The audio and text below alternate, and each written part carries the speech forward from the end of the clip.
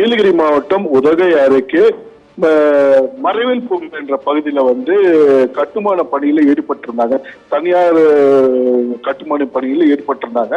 அப்போது பாத்தீங்கன்னாக்க இந்த மண், அதாவது அந்த ரிவீட்மெண்ட் கட்டுவதற்காக மண் எடுக்கும் பணியில ஈடுபட்டிருந்தனர். அப்பொழுது பாத்தீங்கன்னாக்க எதிர்பார்க்காம இந்த மண் சரிவு ஏற்பட்டு இந்த மண் சரிவில் கிட்டத்தட்ட 3 பேர் மாட்டிக்கொண்டனர். அதாவது ஒருவர் மட்டும் காலில் லேசான கால் மாட்டிக்கொண்டது. அவர் உடனடியாக மேல வந்து விட்டார்.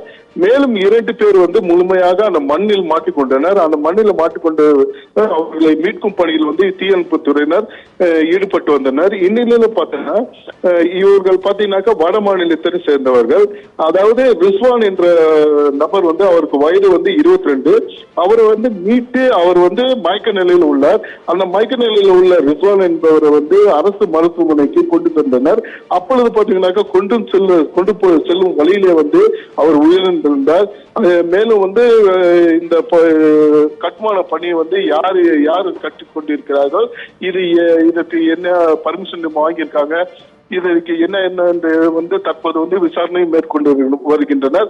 மேலும் அந்த பகுதியில் காவல்துறையினர் உள்ளனர், காவல் கண்காணிப்பவரும் வந்துள்ளனர். அவர்கள் இந்த பணி எவ்வாறு நடைபெற்று வந்தது, இந்த பணி எங்க இதற்கு அனுமதி பெற்றுள்ளனர் தற்போது விசாரணை மேற்கொண்டு வருகின்றனர்.